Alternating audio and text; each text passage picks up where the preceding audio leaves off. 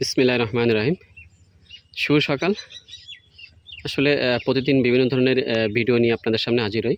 কিন্তু আজকে সম্পূর্ণ একটা ব্যতিক্রম ভিডিও নিয়ে হাজির হব।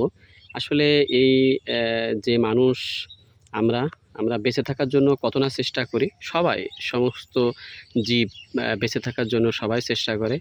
কিন্তু আমাদের যে উদ্ভিদ আছে, এই উদ্ভিদের মধ্যে এই যে আপনার ড্রাগন গাছ, এই ড্রাগন গাছ যে কেটে দিলেও যে অনেকদিন বেঁচে থাকে এবং তার যে ফুল এবং ফল সেগুলোও ধীরে ধীরে বড় হতে পারে।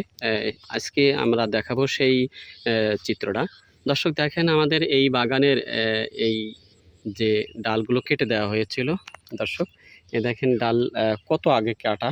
যখন এই ডালে ফুল আসছিল তখনই কিন্তু কাটা ছিল বা কেটে দেওয়া হয়েছে, কিন্তু ধীরে ধীরে এই ফুল থেকে ফুল ফুটেছে, তারপর সেখান থেকে ফল হয়েছে এবং সেই ফল আজকে পেকে গিয়েছে। আলহামদুলিল্লাহ, এটা আল্লাহ পাকের অশেষ বড় নেয়ামত। আমরা যদি লক্ষ্য করে দেখেন, এখানে যে ডাল রয়েছে, ডাল কিন্তু একেবারে শুকায় শেষ হয়ে গিয়েছে এবং হলো যে এই ডালের যে মাথা সেটা দেখেন কেটে দেওয়া ছিল, সেই কাটা অংশ কেমন হলো যে শুকাইছে।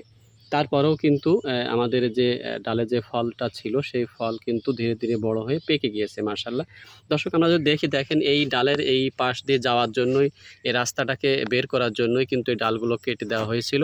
সেই ডালের যে ফুল ছিল সেই ফুল থেকে কিন্তু এই ফলটা হয়েছে। যাই হোক, আলহামদুলিল্লাহ, এই ড্রাগন গাছের আসলে এই ডালের ভিতর থেকে প্রচুর পরিমাণ জেল, এবং সেই জেল যতদিন পর্যন্ত থাকে ততদিন পর্যন্ত গাছ এবং ফুল এবং ফল সবাই সেই জেলটা নিতে পারে, এবং সেই জেলটা নিতে নিতে আজকে প্রায় শেষ পর্যায়ে যে ডালের ভিতরে যে জেলটা ছিল সেই জেল খাদ্য গ্রহণ করে এখন আস্তে আস্তে ফলটা পেকে গেল।